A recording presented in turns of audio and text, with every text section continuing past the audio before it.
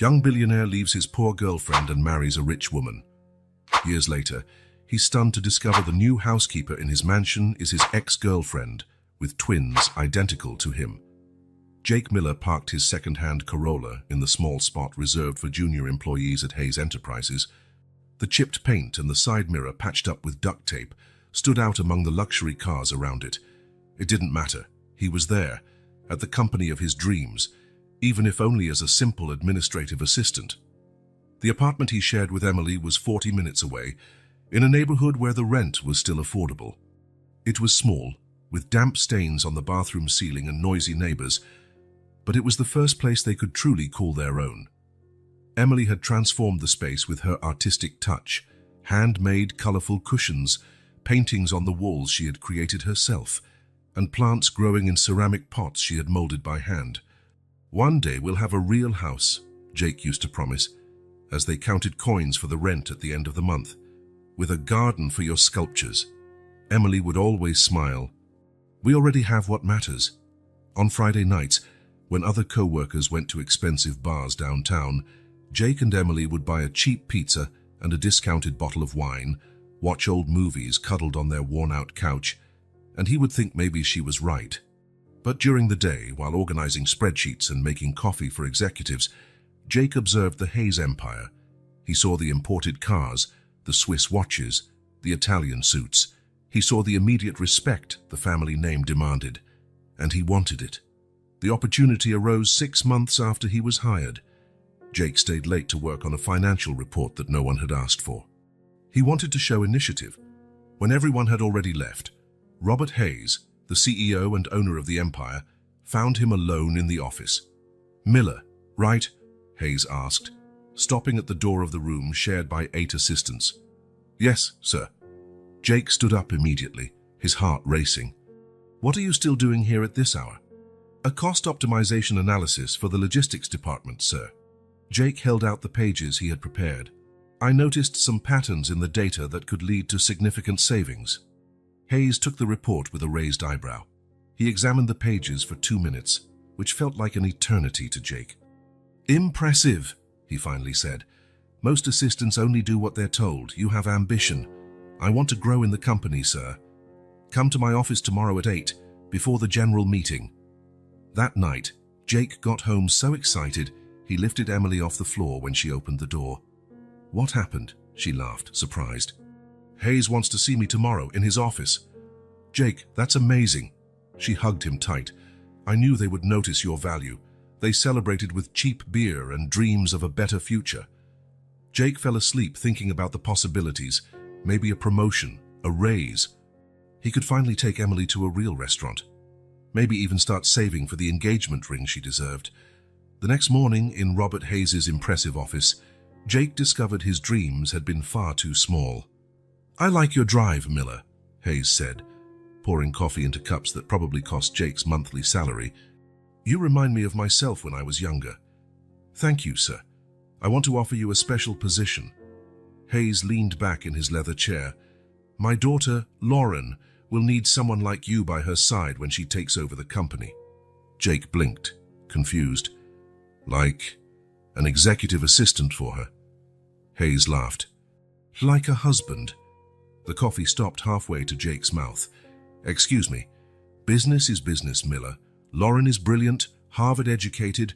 She has my instincts, but she needs someone with your hunger, your practical vision. Someone who wasn't born with a silver spoon, who understands the real value of things. Sir, have a girlfriend." Hayes dismissed the information with a wave of his hand. "Youthful romances are fleeting. I'm offering you a position in the Hayes family, CFO in 2 years, VP in 5. He leaned forward. "You'll never have to count coins or drive a clunker again." Jake's head was spinning. It was crazy. It was unethical. It was... "Why me?" he managed to ask. "Because you have what can't be taught. Hunger. Lauren needs someone like that by her side, not some spoiled playboy." Hayes opened a drawer and took out a contract. "Here's the prenup and the terms of your rise in the company. Take it home, think it over. You have until Monday." For 3 days, Jake barely slept. Emily noticed his restlessness, but he said it was just nerves over a potential promotion. "Whatever they decide, I'm proud of you," she said, kissing his forehead before heading to her part-time job at the local art gallery.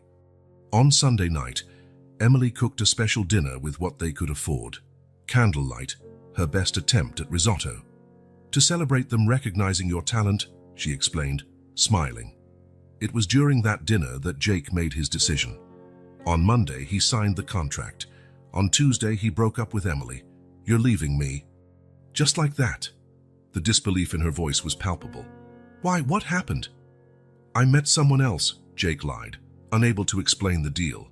"It's better for both of us, Emily. You deserve someone who shares your dreams." "Our dreams are the same, Jake."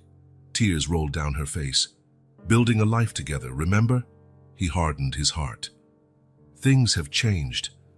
"I've changed." When Emily realized he was serious, her expression shifted. The pain gave way to a frightening calm. "Money doesn't buy happiness, Jake," she said, as he grabbed his remaining things from the apartment. "One day you'll realize that." He closed the door without replying. 3 months later, Jake Miller married Lauren Hayes in a lavish ceremony that graced the cover of celebrity magazines. 5 years later, as stipulated in the contract, he became vice president of Hayes Enterprises. His closet was the size of the apartment he once shared with Emily. His watch cost more than a luxury car. A chauffeur drove him anywhere in a German limousine. Meetings took place in rooms overlooking the city or on private jets. He was respected, envied, powerful, and every night he returned to a cold mansion where his wife, intelligent, elegant, and completely uninterested in him beyond their public appearances, barely noticed his presence.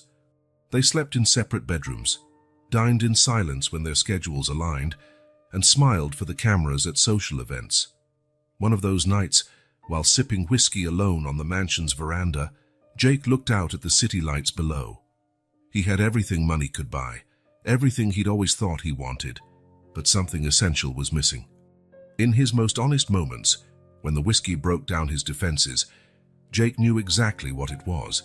The sense of belonging he felt in that tiny apartment with a woman who loved him for who he was, not for what he owned. The weight of his choices crushed him then, heavier than any corporate responsibility. The price of success, Jake discovered, was far greater than he ever imagined. 5 years of marriage to Lauren Hayes had transformed Jake Miller into someone his former self could barely recognize. The young man from humble beginnings who once dreamed of wealth now wore custom-tailored Italian suits, Swiss watches worth the price of a typical car, and mingled in social circles he once only saw in celebrity magazines. The mansion he lived in boasted 12 bedrooms, 7 bathrooms, an Olympic-sized pool, tennis court, and a garden requiring 5 gardeners to maintain.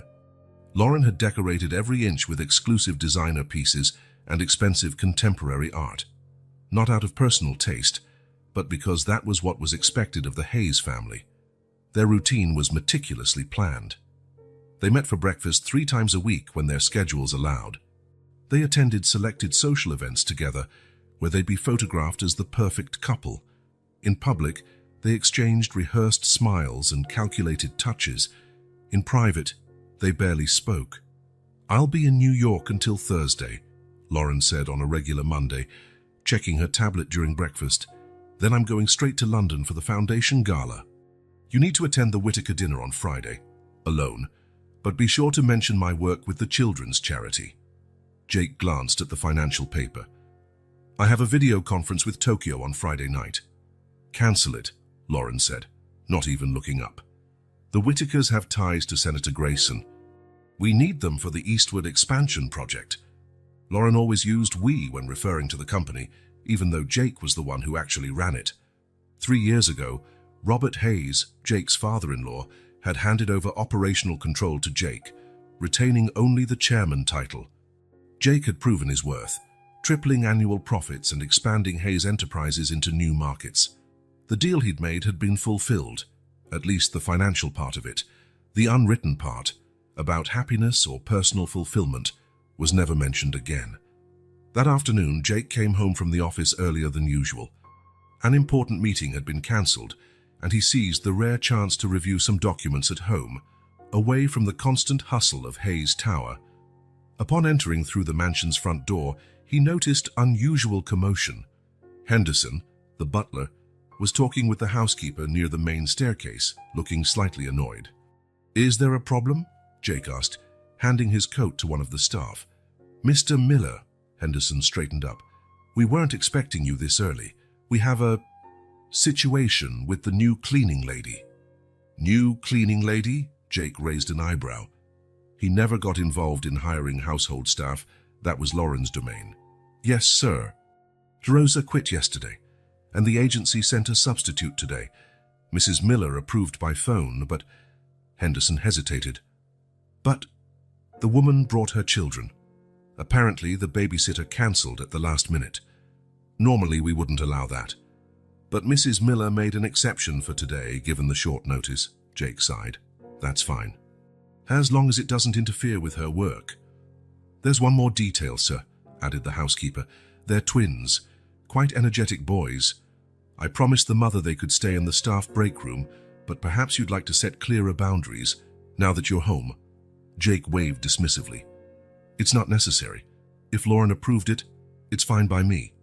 "Where is the new cleaner now?" "Finishing paperwork in the administration room," Henderson replied. "Shall I call her so you can meet her?"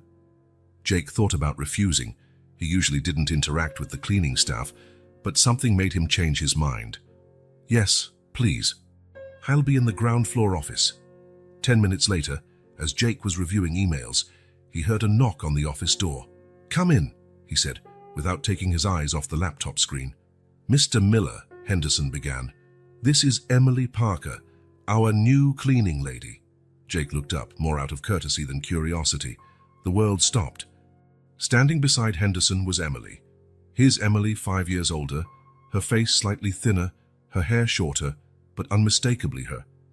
She wore a simple cleaner's uniform, holding the hands of two identical boys who appeared to be around 4 years old. Emily looked as shocked as he did. Her face had lost all color, and Jake could see her hands lightly squeezing the boys as if seeking support. "It's a pleasure to meet you, Mr. Miller," she said mechanically, her trembling voice contradicting her words. Unaware of the electric tension in the room, Henderson continued, "Mr. Parker comes highly recommended by the agency. Exceptionally today, she had to bring her children." Jake couldn't take his eyes off the boys. It was like seeing photographs of his own childhood. The same face shape, the same chin with a slight dimple, the same expressive eyes. The resemblance was so shocking, so undeniable, that Jake felt his throat go dry. "What are your names?" he asked the boys directly, his voice sounding strange even to himself. Emily visibly tensed, but one of the boys answered without hesitation.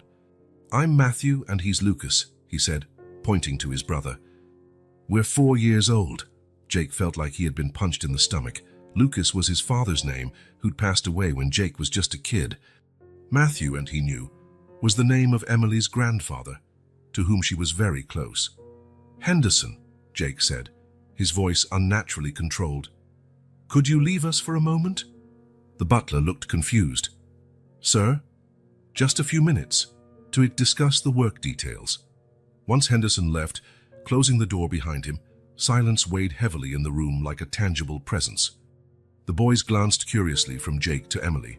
Sensing the tension but not understanding it, Emily crouched down to the boys' level. "Matthew, Lucas, why don't you go with Mrs. Wilson to the kitchen? I'm sure she can get you a snack." "But Mom," one of them started. "Please," Emily insisted softly. "Just for a few minutes." When the boys left, escorted by the housekeeper waiting outside, Emily finally faced Jake. Her stance changed. The nervousness gave way to a defensive firmness. "I need this job, Mr. Miller," she said formally, her voice tense but controlled. "I had no idea it would be this house when the agency sent me. But I need the work." Jake just nodded, still processing the shock of seeing Emily after 5 years and, more disturbingly, the two boys who looked so much like him. "I can assure you I'll be professional," Emily went on, keeping her emotions distant. "I'll do my job without interfering in your routine. And I normally don't bring the kids. It was only today's emergency." "How old are they?" Jake asked, his voice still sounding foreign to his own ears. Emily paused for a moment, as if deciding how much to reveal. "They're 4 years old," she finally said. The silence that followed was heavy, loaded with unspoken questions and withheld answers. Jake noticed how Emily avoided his gaze, as if holding back secrets she wasn't ready to share. Jake did the mental math. Emily had been pregnant when he left, probably without even knowing it yet. "For now," Emily continued, "I just need to know if I can keep this job. Work without it being complicated. We can keep our distance." Just two adults with a past who took different paths. The pragmatic coolness in her tone surprised him. There were no tears, no dramatic accusations, just a woman trying to survive and care for her children. "Of course you can keep the job," Jake replied. I wouldn't interfere with that." "Thank you." Emily straightened her uniform, as if trying to reclaim some professional dignity. "The boys don't know about you, specifically. They just know they have a father who isn't around. I didn't think it was fair for them to grow up thinking they weren't important enough." Her words hit Jake like precisely aimed arrows. The weight of his choices over the last 5 years, the wealth accumulated, the power achieved, and the growing emptiness now seemed suffocating. "I worked 3 jobs in the early years," Emily continued, her tone now with a hint of bitterness. "Sleepless nights dealing with colic, medical appointments I could barely afford, all on my own. We survived without you. We don't need to start depending on you now." Before Jake could answer, there was a knock on the door. Henderson reappeared, looking apologetic for the interruption. "Excuse me, sir. There's an important call from the office. Mr. Hayes is on the line." Jake hesitated for a moment, his gaze still locked on Emily. "I'll take it," he said finally. "Ms. Parker, please start your work. We'll talk about your schedule later." Emily nodded stiffly and left the room without another word, leaving Jake with a flood of thoughts and emotions he couldn't process. For the rest of the day, Jake could hardly concentrate. Important calls and urgent emails all seemed insignificant compared to what he had just discovered. When evening came, he went to his private office and shut the door.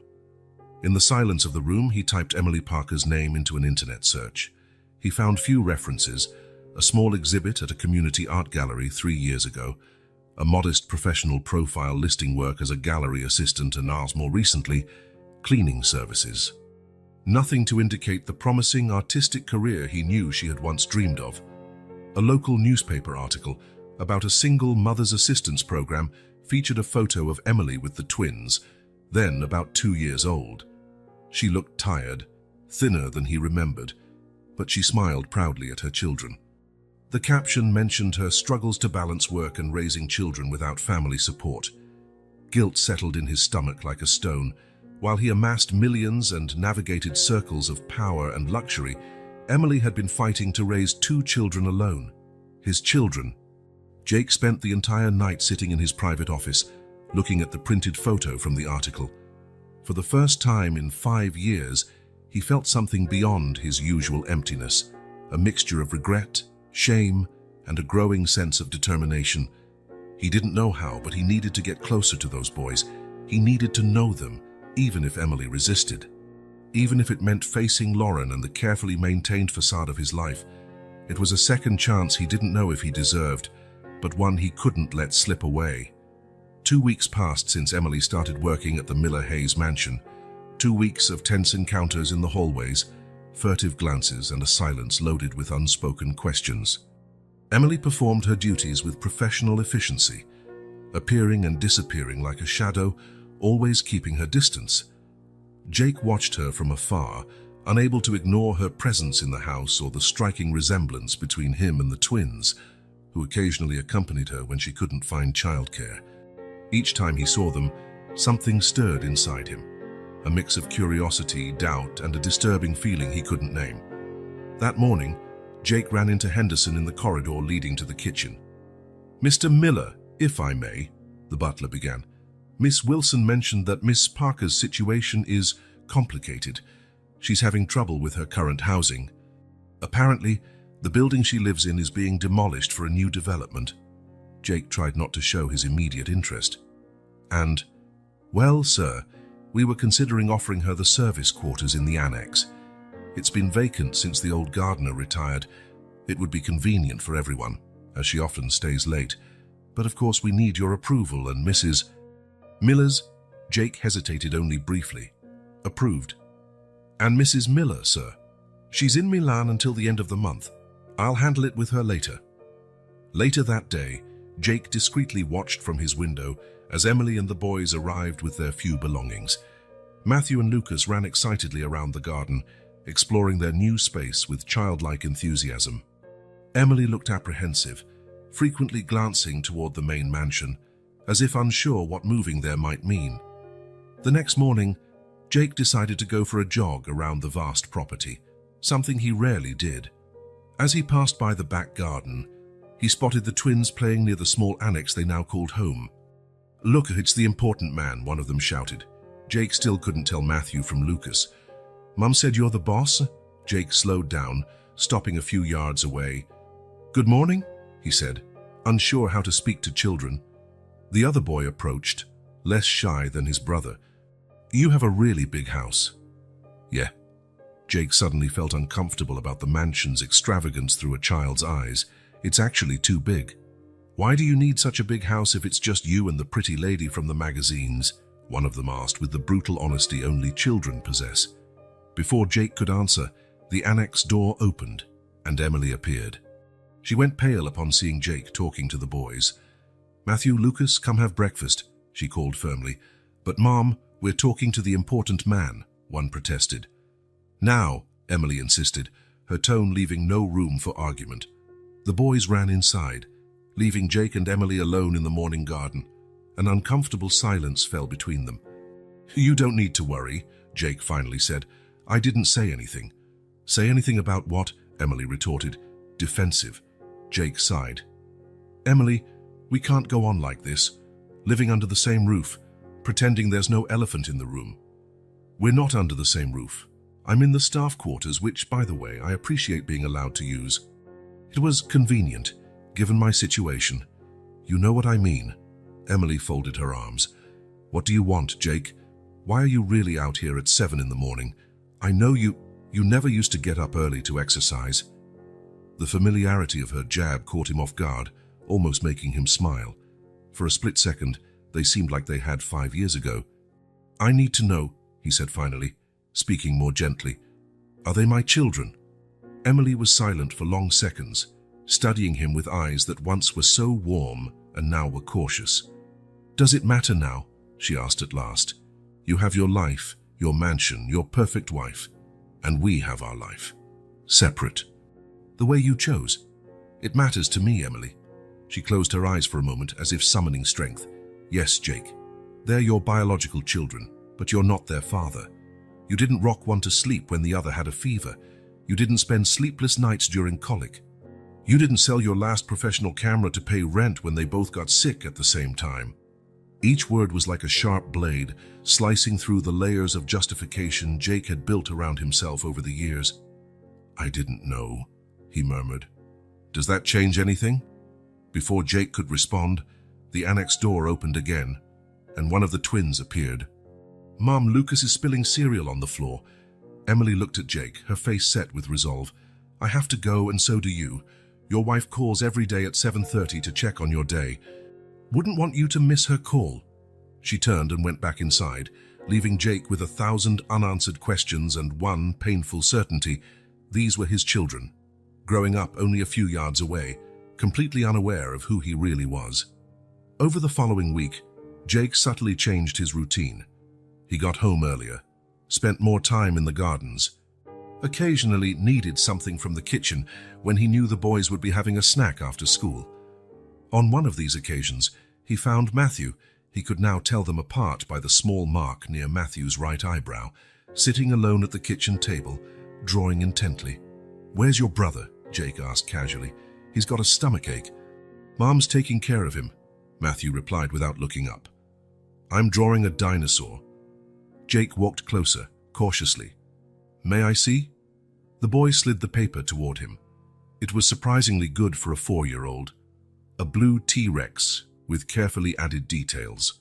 "You like drawing," Jake noted, feeling a strange emotion at realizing the child had inherited Emily's artistic talent. "Mum taught me. She's the best artist in the world. I know, Jake said automatically. Matthew looked at him curiously. Have you seen Mom's drawings? Jake hesitated. Yes, Mrs. Wilson showed them to me. They're really good. She doesn't draw much now. She only works. She says that when we're older, she'll go back to doing big paintings. Matthew returned his attention to his drawing. I want her to do big paintings soon. Jake felt a pang in his chest. Emily had given up her art to support the children. The dreams she had once shared with him, exhibitions, galleries, a life of creation, replaced by housework and survival. This dinosaur is for you, Matthew suddenly said, pushing the drawing toward Jake. You look sad. Jake took the drawing with slightly trembling hands. Thank you, Matthew. I'm not sad. I'm just thinking. About what? Choices, he answered honestly. About paths we take and where they lead us. Matthew nodded with comical seriousness. Mom says we have to think before we choose, like when I have to pick between vanilla and chocolate. Jake couldn't help but smile. And which do you pick? Both, if she lets me. A genuine laugh escaped Jake, the first in a long time. It was cut short when Emily entered the kitchen, stopping as she saw them talking. Matthew, she said, keeping her voice controlled, Lucas is asking for you. The boy gathered his pencils and dashed away. Emily waited until he was out of earshot. What are you doing? She asked in a low, tense voice. Jake raised the drawing. I got a dinosaur. This is not a game, Jake. You can't just decide you want to be part of their lives whenever it's convenient. That's not what I'm doing. No. Emily stepped closer, keeping her voice quiet but intense. Then what is it? Curiosity? Boredom with your perfect life? Or maybe guilt? They're my children, Emily. Biologically, yes, but being a father is about more than DNA. It's a commitment, something you obviously don't understand. Jake took a deep breath. I'm asking for a chance. A chance to do what? Step into their lives, then disappear when you get tired? Or when your wife finds out? What do you think will happen here, Jake? It was a fair question, one he'd been asking himself for weeks. I don't know, he admitted honestly. I just know I can't ignore that I have 2 children. Not now that I've met them. Emily shook her head. You've always been like that, impulsive when something new attracts you. But kids aren't a new hobby or an intriguing investment. They're forever. I know that. Do you? Emily met his eyes directly. Prove it. How? Show me you really care. That this isn't just a whim. That you won't abandon them again the minute something more exciting appears. Jake felt the weight of the accusation, accurate, painful, and true. I will prove it, he said with a conviction that surprised him. Just tell me how. Before Emily could answer, they heard footsteps in the hallway. Lauren had returned from Milan earlier than expected. Lauren didn't take long to notice the changes in Jake's routine. Her questions started subtly, casual inquiries about his day, comments on his arrival time, but quickly became more direct. Why were you spending so much time in the garden yesterday? She asked one evening as they got ready for a charity event. Henderson said you were talking to the new cleaner's children. Jake adjusted his tie, avoiding her gaze in the mirror.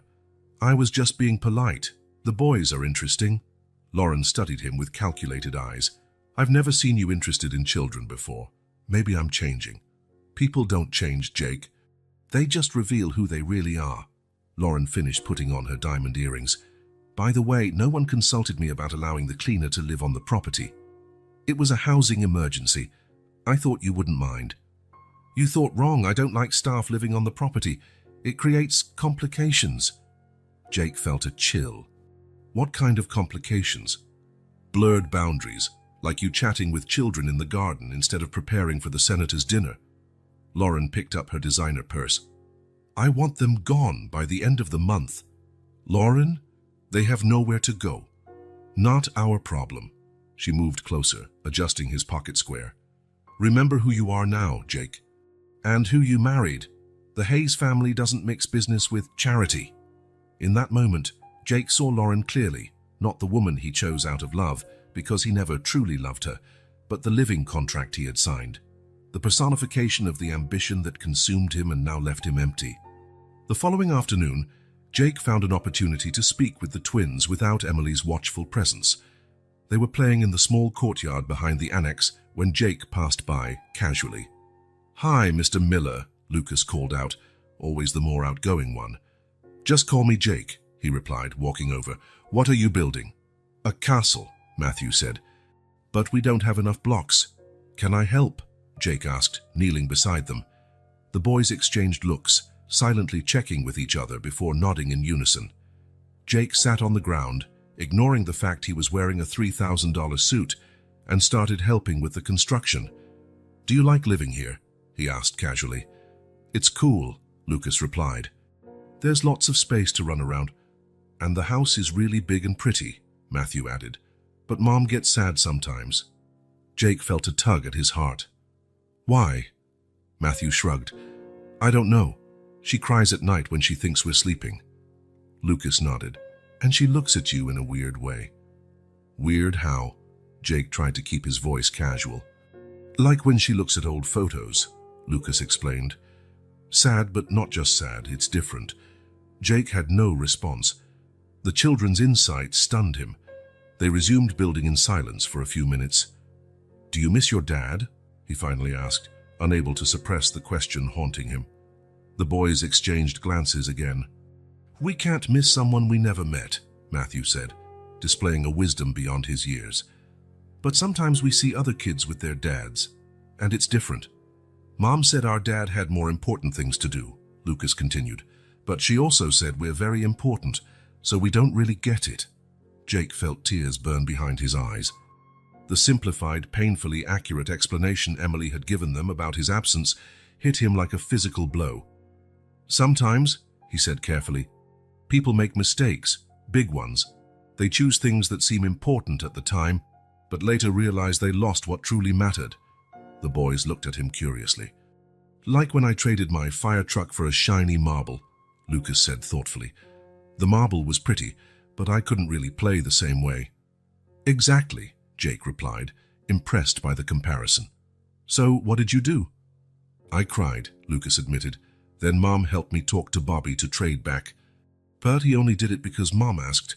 "Sometimes," Jake went on, feeling more vulnerable than ever, "adults make mistakes like that too, and they can't always trade back because time has passed and things changed." "That's sad," Matthew observed. "Yes," Jake agreed. "It's very sad." "Jake!" Emily's voice cut through the conversation like a knife. She was standing at the annex door, her face a mix of anger and fear. "Boys, come inside. Now." The children obeyed immediately, recognizing the tone that left no room for argument. Jake stood up slowly, trying to form words to explain the intimate moment he'd just shared with his children. "I told you not to confuse them," Emily hissed, once the kids were out of earshot. "I wasn't confusing anyone. I was just talking. About mistakes and regrets? You think they're stupid? That they won't put two and two together? They deserve to know the truth, Emily." "The truth?" Emily laughed bitterly. "Which truth, Jake? That their father chose money and status over them, that he left before they were even born? Or the convenient truth you're building for yourself, where you're just a victim of circumstance?" Jake flinched as if slapped. "That's not fair." "Fair?" Emily's voice trembled slightly. "You know what's not fair. Raising two kids alone while their father lives in a mansion less than 10 miles away, watching them ask why other kids have dads and they don't, having to choose between paying rent or buying medicine when they both get sick." Every word landed like a blow, demolishing the self-justifications Jake had erected. "You're right," he finally said. "It wasn't fair, it isn't fair, and I can't change the past. But I'm here now, asking for a chance to do better." Emily studied him for a long moment. "What happens when your wife finds out? When your empire of lies starts to crumble? Will you choose them this time, Jake? Or will you run away again?" That was the crucial question, the one Jake had been avoiding since realizing Emily and the kids were back in his life. What would happen when the two worlds he'd built inevitably collided? Which would he choose now? "I won't leave them again," he promised, surprised at the certainty in his own voice. "No matter what happens." Emily didn't seem convinced. "Words are easy, Jake. They always were for you." Then let me prove it with actions, he insisted. Give me a chance to get to know them, to be part of their lives. It's not that simple. I know. Jake stepped closer. But they're my children too, Emily. And I may not have been there before, but I'm here now. I'm not going anywhere. Emily folded her arms, creating a physical barrier between them. I'm not telling them who you are. Not yet. If you want to be in their lives, you'll have to earn that right.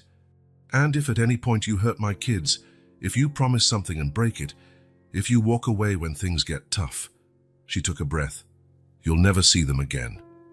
Understood. Jake nodded solemnly. Understood. Through the window of the annex, Lucas watched the conversation, his young mind registering the tension between the adults, storing up questions he didn't yet have words for. For weeks, Jake managed to keep his visits to the twins discreet. Small stolen moments when Lauren was away, accidental encounters in the garden, brief conversations in the kitchen. Emily was still guarded, but had relaxed enough to allow Jake some time with the boys. It was a Sunday afternoon when everything changed. Lauren had cancelled her trip to Paris due to a supposed indisposition, something she rarely did. Jake planned to spend the afternoon in his study, working on reports, but his heart pulled him toward the staff annex where Matthew and Lucas would be home. He left the mansion quietly, making sure Lauren was busy with her work calls. When he reached the annex, he found the boys in the small backyard, building a racetrack out of toy blocks. "What are you up to, champs?" he asked, kneeling beside them. "Jake!" Lucas exclaimed, his eyes lighting up. Over the past few weeks, a bond had formed between them that Jake never thought possible. "We're building a super racetrack. Want to help?" "Sure," he agreed, sitting on the grass, ignoring that his cashmere sweater cost more than all the boys' toys combined. They spent almost an hour playing, Jake helping build ramps and loops while the boys zoomed toy cars along the course. Emily watched from the door, her expression a mix of caution and something softer she wouldn't allow to turn into trust.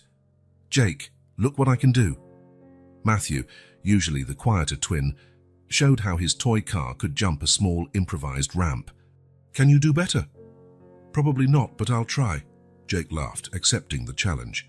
It was at that moment, absorbed in the simple act of playing with his sons, that Jake failed to notice the approaching figure. "So this is what's going on?" Lauren's voice sliced through the air like a whip. Jake froze, the toy car still in his hand. The boys looked curiously at the elegantly dressed woman standing a few yards away, her high heels sinking slightly into the grass. Emily appeared instantly at the door, her body tense like a mother bear ready to protect her cubs. "Boys, get inside," she ordered, her voice calm but firm. "But Mom, we're playing with Jake," Lucas protested. "Now," Emily insisted, and there was something in her tone that allowed no argument. The children gathered some of their toys and ran indoors, throwing confused glances back at the adults. Jake stood up slowly, feeling as if he were moving in slow motion. "Lauren, I can explain." "Explain?" Lauren laughed, a cold metallic sound. "What exactly will you explain, Jake?" "How my husband is playing in the grass with the cleaners' kids instead of working on those oh-so-important reports." Emily took a step forward. "Mrs. Miller, I'm sorry if you—" Lauren pointed a perfectly manicured finger at Emily. "Do not say a word. You're fired. I want you and your offspring out of my property by the end of the day." "Lauren," Jake interjected, placing himself between the two women, "you can't do that."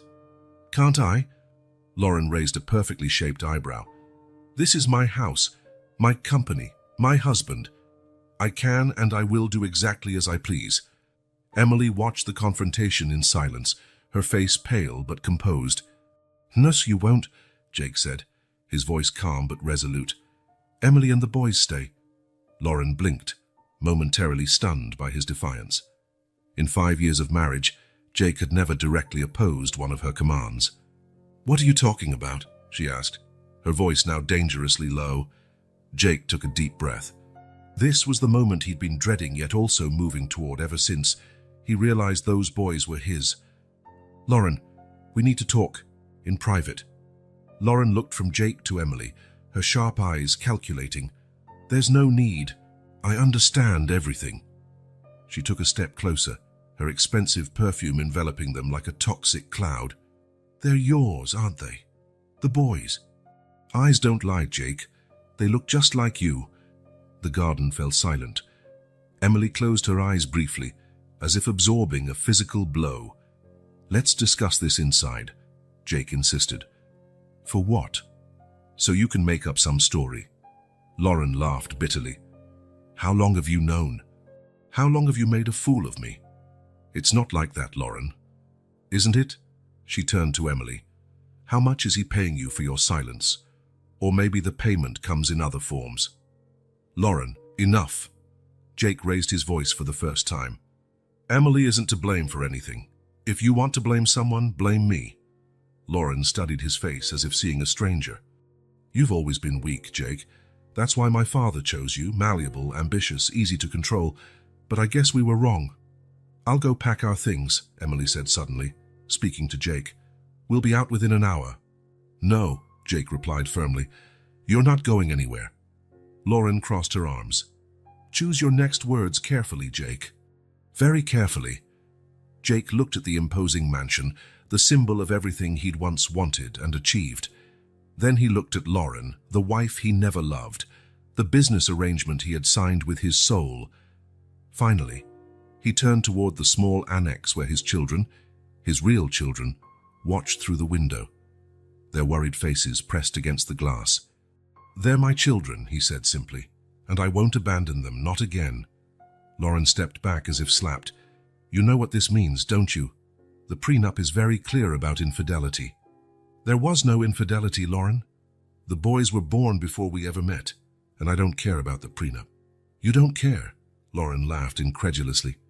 "You're giving up everything, the fortune, the position, the future you sacrificed so much for, just for this?" She gestured to the modest annex. "Yes," Jake answered, surprising even himself with his certainty. "If necessary." Something broke in Lauren's gaze at that moment, a mix of anger, frustration, and surprisingly hurt. "You'll regret it, Jake," she said, her voice now icy with control. "I'll destroy you. I'll take everything, the house, your title, every cent, and I'll make sure you never see those children again." Jake remained unflinching. "Do what you feel you must." Lauren looked at Emily, who stood quietly, watching the scene unfold. "So you might think you've won today," she said coldly, "but never underestimate a haze." Turning, Lauren walked back to the mansion, her heels tapping angrily on the stone path. When she disappeared from sight, Jake felt his legs weaken. He leaned against a nearby tree, breathing heavily. "You shouldn't have done that," Emily said softly, approaching him. "She will follow through on her threats." "I know." "Why, Jake? Why now?" He looked at her, the face he once loved, and realized, with surprise, that he still felt something deep for her. "Because I've already lost too much in life chasing things that don't matter," he answered simply. "I'm not losing my children too." Emily didn't reply, but something in her eyes softened slightly. Inside the annex, Matthew and Lucas watched the adults, not fully understanding what had happened, but sensing something significant had changed. It was the first time they'd seen anyone stand up to the scary woman from the big house, and more surprising, it was Jake who did so for them. For Jake, that moment in the garden represented more than a break with Lauren. It was a break with the man he'd become over the past 5 years, and perhaps the first step toward becoming the man he was meant to be. In the days following Jake's confrontation with Lauren, the Miller-Hayes mansion turned into an icy battleground. Lauren moved into the main guest room and communicated with Jake only through lawyers and assistants. Hostile silence filled the halls, broken only when they had to keep up appearances at social events, smiling for the cameras while staying as far apart as possible. "The divorce papers are being drafted," Lauren announced during a tense breakfast. "I suggest you hire your own attorney. You'll need one." Jake merely nodded. He knew the battle would be brutal. The Hayes family didn't lose graciously, but for the first time in 5 years, he felt a clarity of purpose that made the imminent conflict bearable. Lauren left for New York that afternoon, promising to return with the full legal force of the Hayes family. Jake used her absence to take the next step in the plan he had been formulating since the garden confrontation. The following day, he knocked softly on the annex door. Emily answered, looking exhausted but resolved. "Lauren's back," she guessed immediately. Jake nodded. "May I come in? Are the boys awake?" "They're watching a movie in the living area, but we can talk out here." They sat on the short steps leading to the entrance. The sky was tinged orange and pink by the setting sun. "Lauren wants to take the boys away from you," Jake said bluntly. Emily paled. "She can't do that. She can try. And she has the resources to make it a long, painful fight." Jake ran a hand over his face. "He's weary. She offered me a deal. I give up everything, the company, the mansion, the money, and she'll leave you alone. Are you going to accept?" The question lingered in the air between them. Jake looked at her, the woman he once loved and, he realized, had never truly forgotten. "What do you think I should do?" Emily took a deep breath. "Years ago, you chose money and power over me. Now you're thinking about giving it all up for the boys." "And for you," Jake added gently. Emily didn't directly address that. "You really have changed, haven't you?" "I hope so." Jake gave a sad smile. "Though it took losing everything to finally see what really matters." From inside, Lucas's voice piped up. "Mom, the movie's over. Can I show my new drawing to Jake?" Emily glanced at Jake, a silent question in her eyes. He nodded. "Come outside, boys. Jake's here." The children rushed out excitedly, Lucas clutching a colorful piece of paper, Matthew right behind him with his own drawing. "I drew our family," Lucas announced, holding out the paper. "This is you, Mom, this is me, this is Matthew, and this is you, Jake." Jake looked at the childlike drawing, 4 stick figures holding hands, all smiling.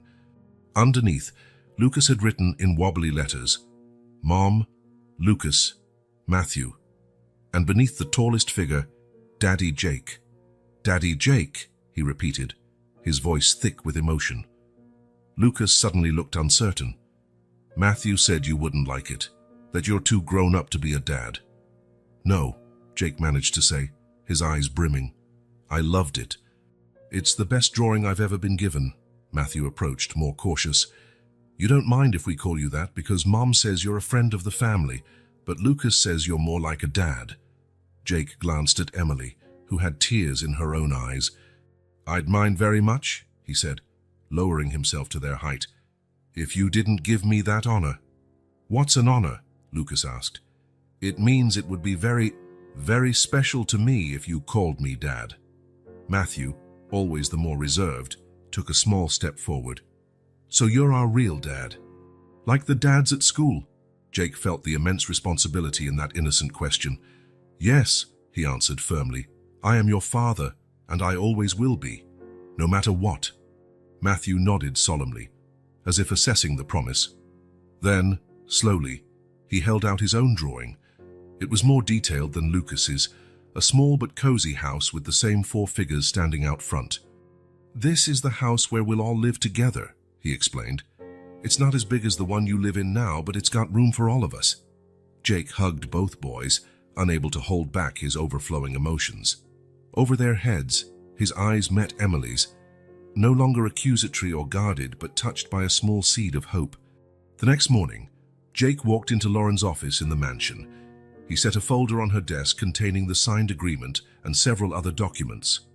"Sign the divorce," he said simply, "and I'll give you everything you asked for, the company, the mansion, the money, all of it."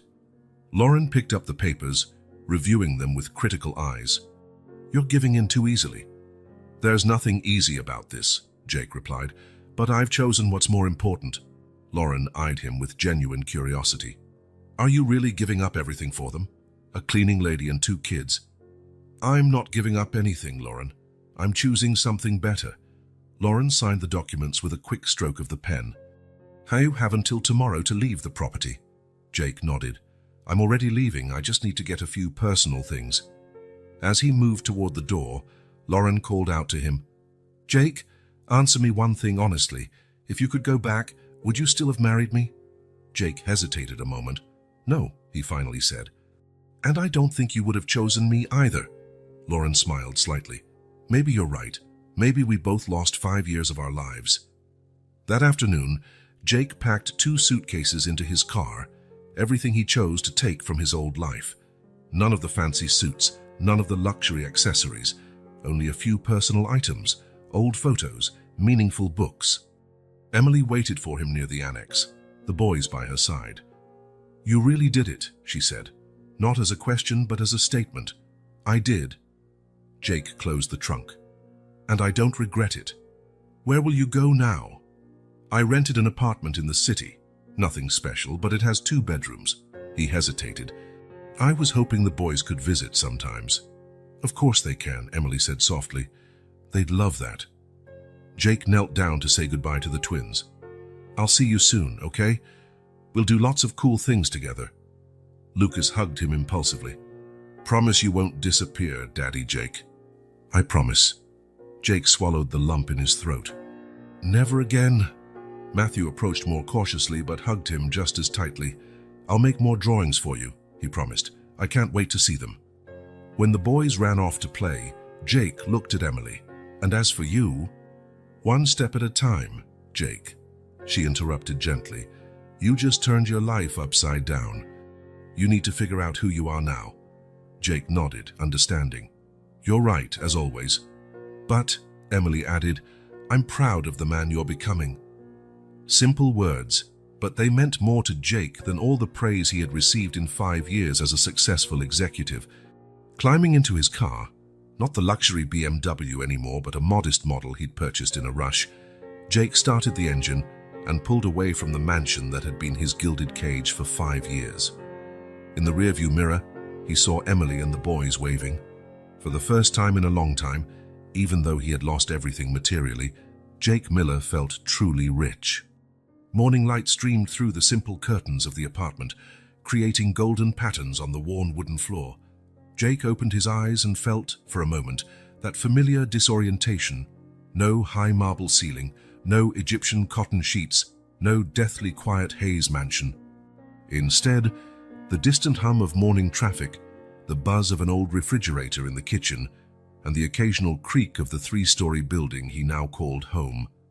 3 months had passed since he gave it all up. 3 months of rebuilding, learning, and adjusting to a life that ironically resembled the one he'd left behind 5 years ago to marry Lauren. The 2-bedroom apartment in Westbrook wasn't anything special, walls needing a fresh coat of paint, plumbing that sometimes acted up, neighbors whose lives mixed involuntarily through thin walls. But it was his, paid for by his own effort, on the modest salary from his new job as an assistant manager at Cornerstone Books, a small independent store downtown. Jake followed his new morning routine. He made coffee in a basic coffee maker, poured himself a bowl of cereal, and sat at the kitchen table with the local newspaper.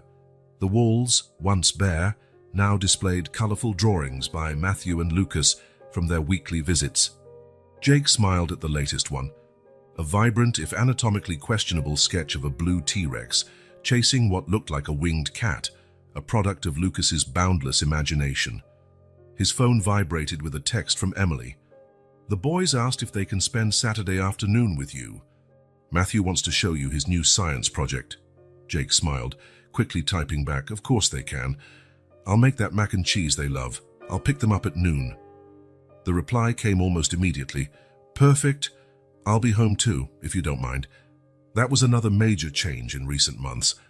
Emily had gone from extremely guarded to increasingly open about his presence.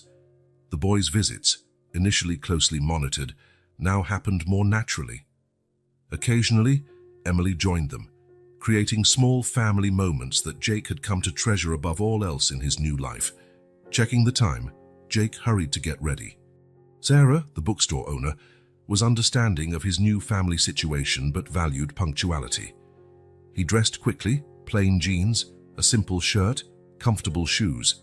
Nothing like the custom Italian suits that once filled his closet.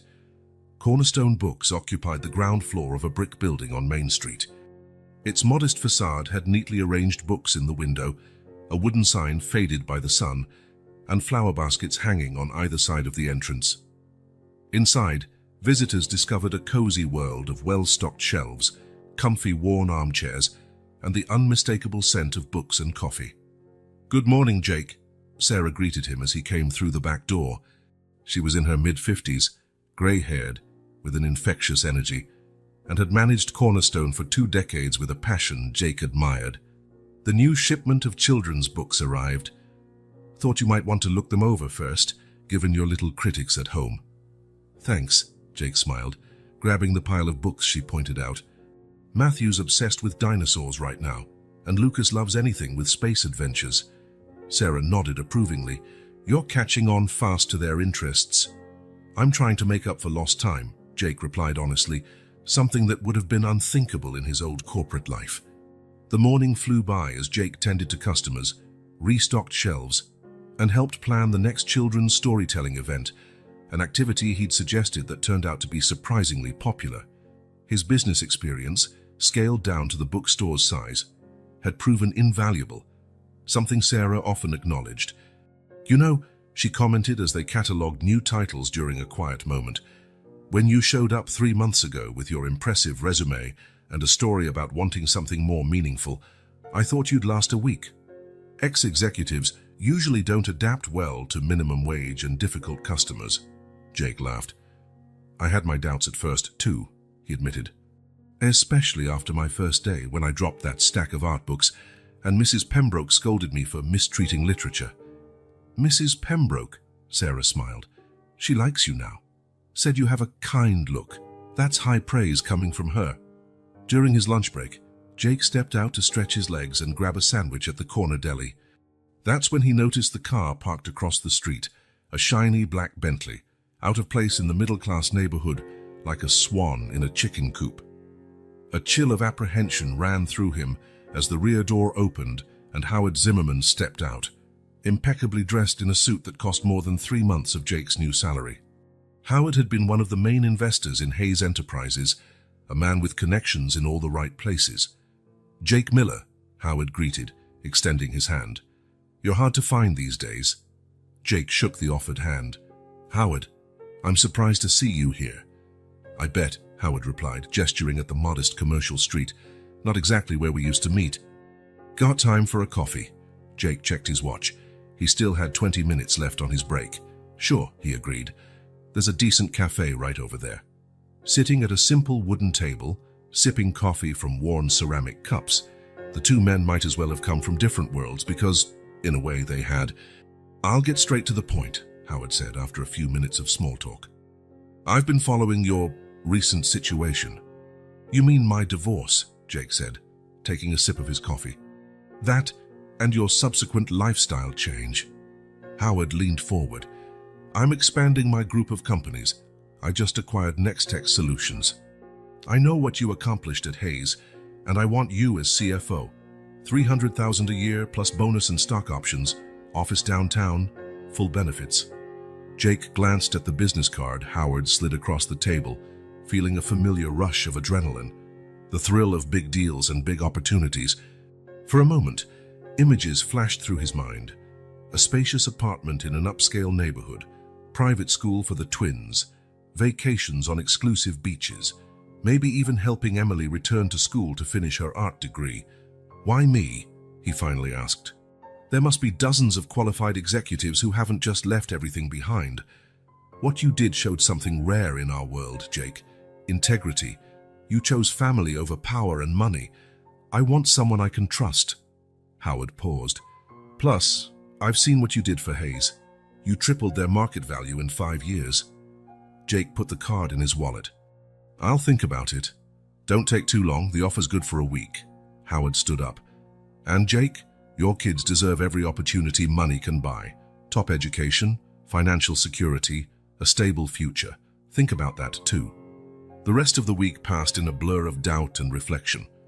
Jake went through his duties at the bookstore on autopilot, his mind often drifting back to Howard's offer.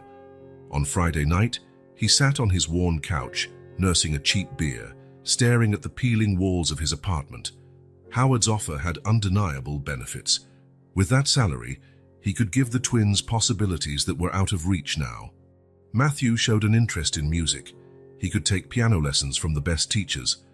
Lucas, who was curious about everything, could benefit from specialized tutors, educational summer programs, cultural trips. And Emily, she was still working as a cleaner, now in corporate offices downtown, juggling that job with raising the twins. She kept postponing her own artistic dreams to ensure the family survived. With Howard's salary, Jake could finally help her, truly help, not just with small amounts, but by giving her the freedom to rediscover her art. But Jake also knew the hidden costs of a high-powered executive role. Endless hours at the office, frequent travel, mandatory social events, constant stress. Exactly the kind of life that had once pushed him away from Emily, the kind of life that would keep him from being present for his sons. His phone rang, interrupting his thoughts. It was Emily. "Jake?" Her voice sounded tight and anxious. "I need your help." He sat up straight. "What's wrong?" "It's Matthew. He's got a high fever, over 104. Hayes complaining about an earache and headache." Her voice quavered slightly. "I need to take him to the hospital, but Lucas can't stay alone, and I can't reach any of the usual sitters." "I'm on my way," Jake said, already putting on his shoes. "I'll be there in 20 minutes, tops." Normally, the trip by public transportation would take 30 minutes, but Jake grabbed a taxi, ignoring the hefty cost that would dent his tight budget. He arrived at the small apartment Emily rented after leaving the Hayes mansion in 17 minutes. Emily opened the door immediately, looking pale and worried. Matthew lay on the couch under a blanket, visibly unwell. His skin was flushed with fever, his eyes glassy. "Dad," he mumbled when he saw Jake, a word that still made Jake's heart leap. Lucas stood nearby, clearly frightened. "Matthew's really sick," he reported seriously. "He said his head is going to explode." Jake knelt by the couch, placing a hand on Matthew's forehead. It was scorching hot. "We'll take care of you, champ," he promised before standing up to face Emily. "What does your insurance cover?" he asked pragmatically. "Basic emergencies," she answered, "but there's a high deductible." "Doesn't matter," Jake said firmly. "We'll go now. Lucas can stay with me if you want to ride in the ambulance with Matthew, or we can all go together."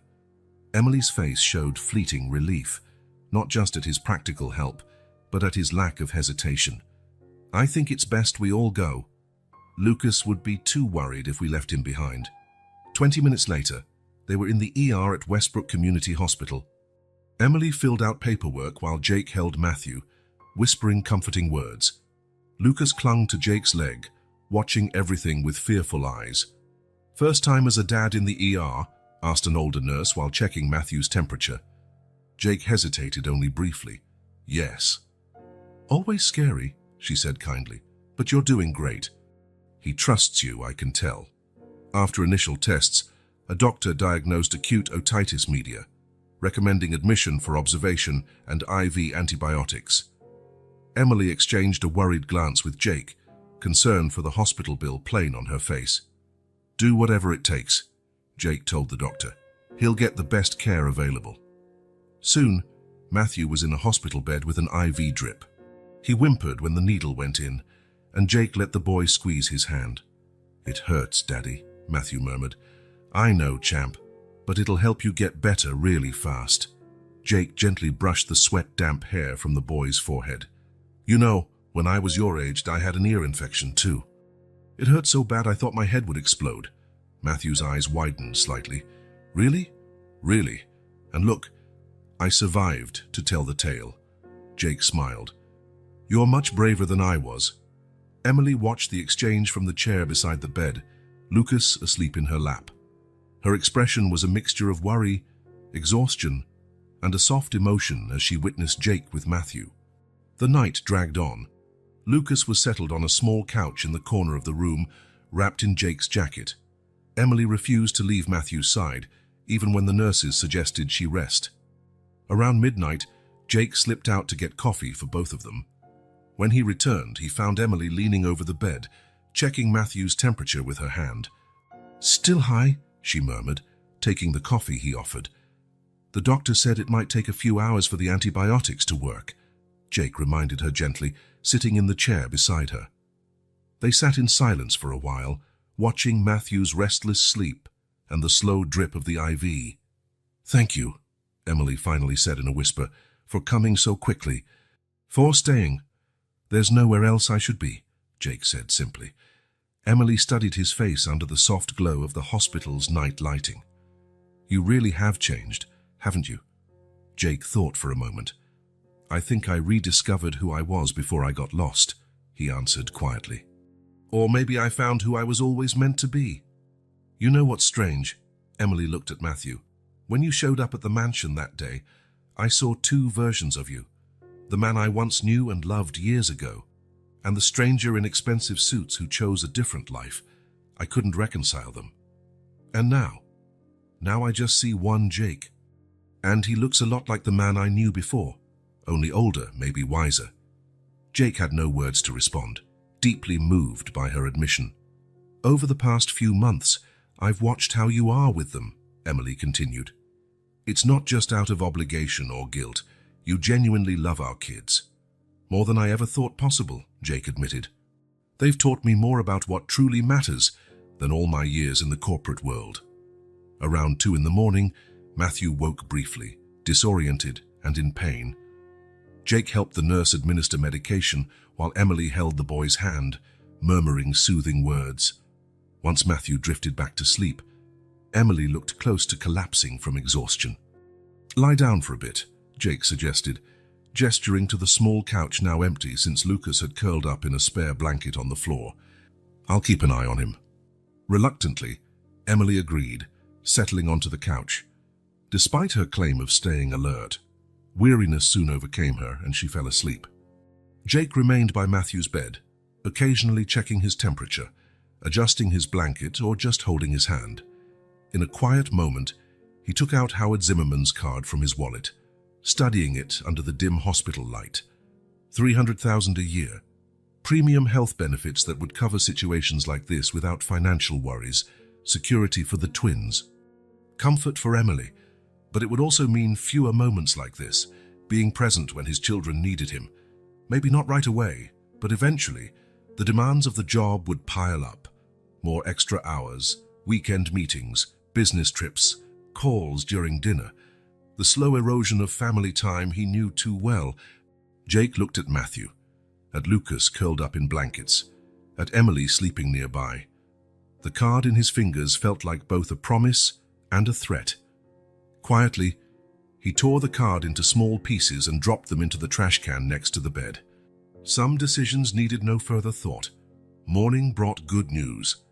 Matthew's fever had dropped significantly, and the doctor was pleased with his response to the treatment. Another day of observation, he said, and he can probably go home tomorrow. Lucas, now wide awake and no longer as scared, perched on the bed beside his brother, sharing the hospital breakfast and commenting on the weird taste of the orange juice. Emily, awake since dawn, looked both relieved and still worried. When the doctor left, she pulled Jake into the corridor. We still haven't talked about the costs, she said quietly. My insurance only covers part of this, with medication and everything else already taken care of, Jake replied. I spoke to the billing department earlier, while you were in the bathroom. Emily frowned. What do you mean, taken care of? Jake, I know your pay at the bookstore isn't much different from mine. I sold my watch, he answered gently. The one I kept from my old life. It was the only valuable thing I had left just in case of an emergency. And this is an emergency. Emily stared at him, clearly surprised. But that watch was important to you. Not really. It was just a story I told myself to justify clinging to an expensive item. The truth is, I bought it when I got my first big bonus at Hayes Enterprises. It was a status symbol, nothing more. Even so, Emily insisted, you didn't have to do that alone. Emily, Jake said softly, I wanted to, not out of guilt or obligation, but because we're a family. We share the burdens, and this time I could help. Something in her expression melted, a wall that had stood between them finally beginning to crumble. Thank you, she said simply. And then, in a gesture that took Jake completely by surprise, she leaned forward and hugged him briefly. A short, almost tentative embrace, but loaded with meaning, the first voluntary physical contact between them since their reunion. Matthew was discharged the next day. Jake insisted they all stay at his apartment for a few days, since it was closer to the hospital, in case they needed to return. Surprisingly, Emily agreed. The next few days brought a strange kind of domesticity. Jake sleeping on the couch while Emily and the boys shared the two bedrooms, simple meals prepared together in the small kitchen, bedtime story sessions with all four of them squished onto Matthew's bed to listen. On the third night, with Matthew recovering well, Jake found Emily on the tiny balcony, looking out at the city lights. "I got a job offer," he said as she joined him, with no lead-in. "CFO at Nextech Solutions, 300 grand a year, plus benefits." Emily blinked, clearly astonished. "That's incredible, Jake. When do you start?" "I'm not starting." He turned to face her. I turned it down. "Why?" "That's exactly the kind of position you used to want. That I would have taken in a heartbeat 5 years ago." "Yeah." Jake gave a small shrug. "But it's not what I want now." "What changed?" Jake thought for a moment. "When Matthew got sick, I didn't hesitate. I dropped everything and ran to you, and while I sat by his bed that night, I realized no salary could buy that moment. Being there when my son needed me." Emily studied him in silence, her face softened by the city's glow. "Last year, Lucas had a similar fever," she said softly. "I spent the whole night by his side, checking his temperature every half hour. I missed a day of work, which meant less money that month." "I know," Jake nodded. "I thought a lot about that. Private schools, music lessons, financial security. But I also thought about the real cost, the hours I'd lose with them." Jake locked eyes with her. "I already made that mistake once, Emily. I chose money and status over family. I won't do it again." "I'm proud of you," Emily said softly, "of the man you've become." They fell into a comfortable silence, standing close together, gazing at the city night. "Sarah offered me a partnership at the bookstore," Jake said finally. "It's nothing big. She wants to retire gradually and needs someone to take over. She also wants to expand the children's section and host weekend art workshops." He turned fully to Emily. "I thought maybe you'd be interested in running those workshops, so you could start creating your own art again." Emily stared at him, surprised. "You remembered." "Remembered what?" "My dreams. Who I was before all this," she gestured vaguely, encompassing the years of separation, struggle, and survival. "Sometimes I feel like that Emily, the artist, the dreamer, is so far gone that even I don't recognize her anymore." "She's still there," Jake said gently. "I see it in how you teach the boys to find beauty in simple things.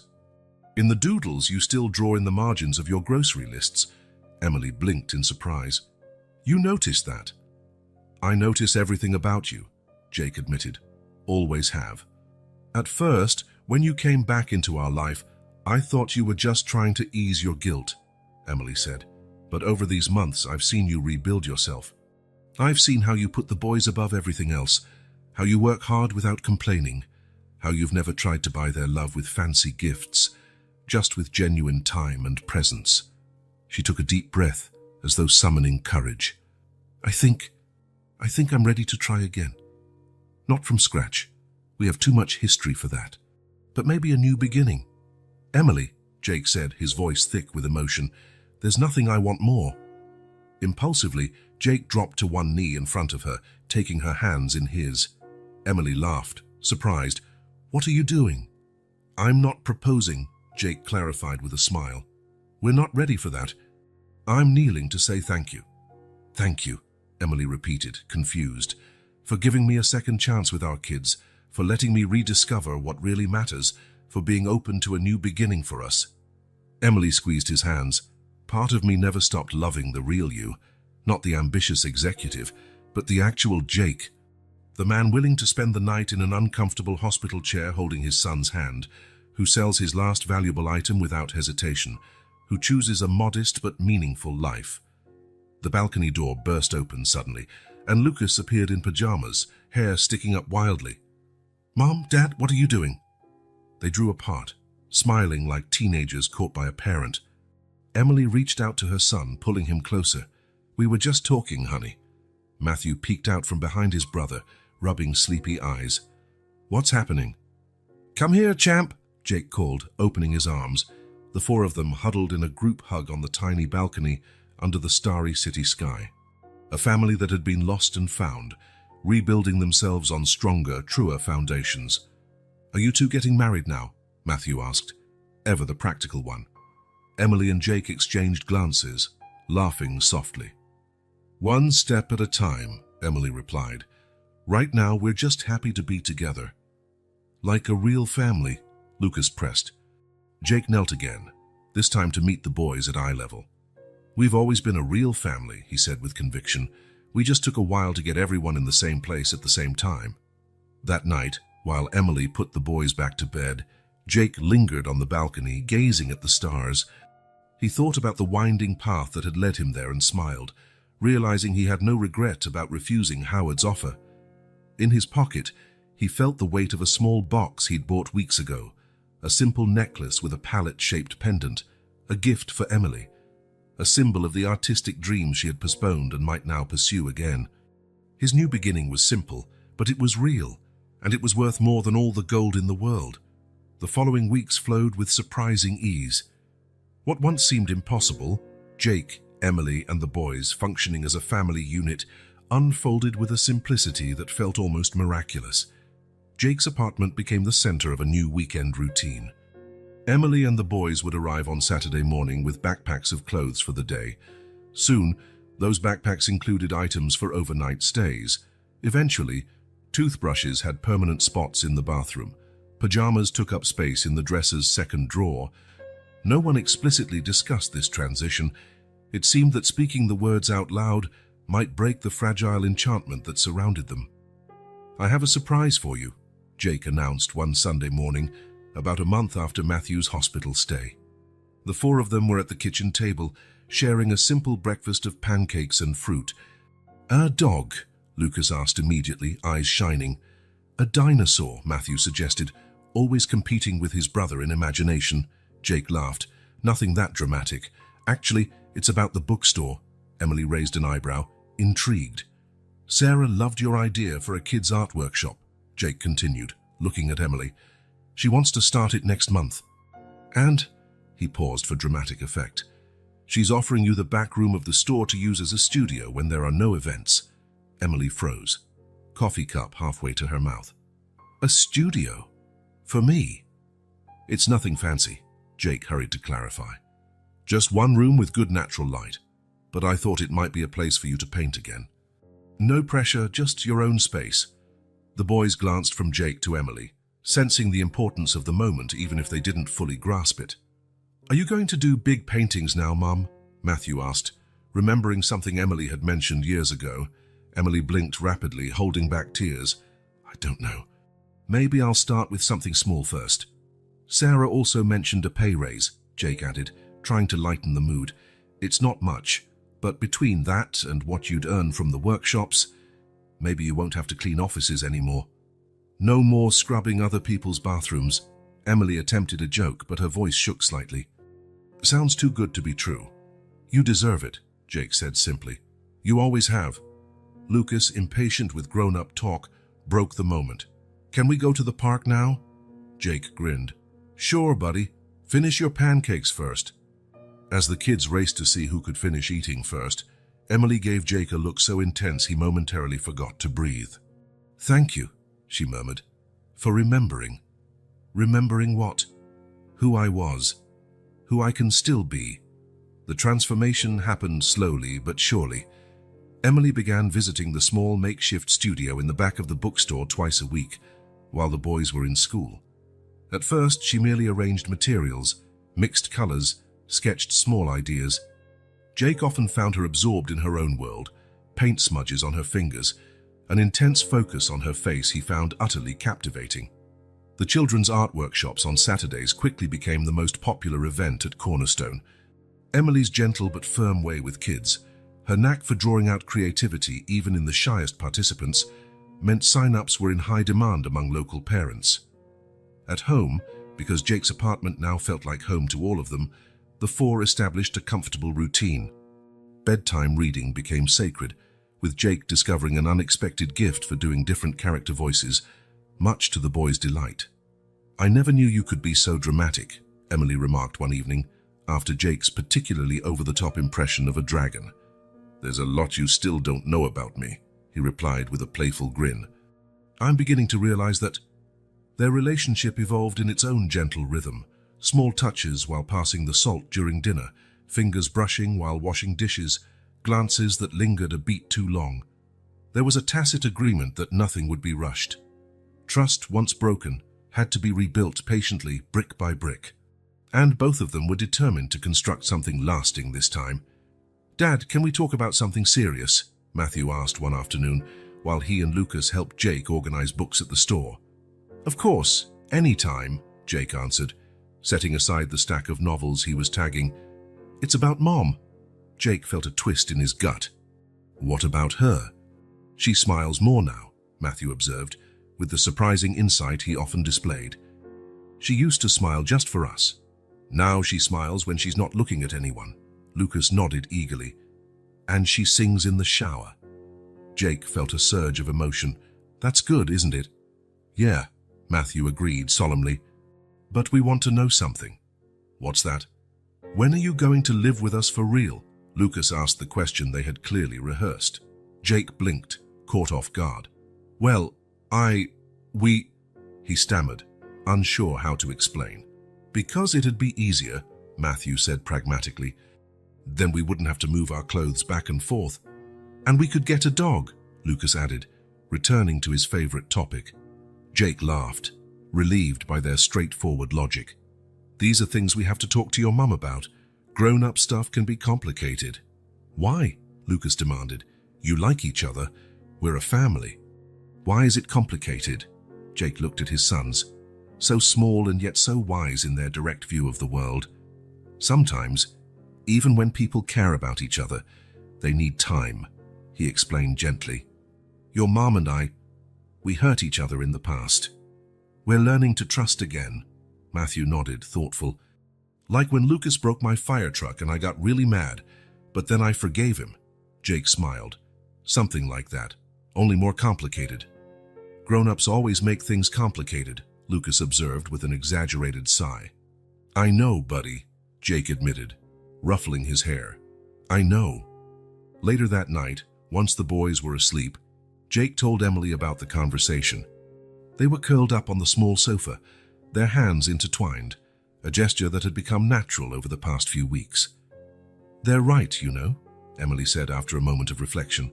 "We're complicating something that might be simpler than we think." Jake looked at her, surprised by her openness. "What are you saying?" Emily took a deep breath. "I'm saying maybe it's time we stop being afraid, to trust each other again, to be the family they deserve, the family we all deserve." Jake's heart pounded. "Are you sure? I don't want to rush you." "I'll never be 100% sure about anything in life," Emily replied with a faint smile. "But I'm willing to risk it for them. For us." Jake cupped her face gently in his hands. "I love you, Emily. I never stopped loving you." "I know," she whispered. "Me too." When they kissed, it was with the quiet certainty that this time they were building on foundations much stronger than money or status. They were building on truth, forgiveness, and a shared resolve to cherish what really mattered. A family, simple but real,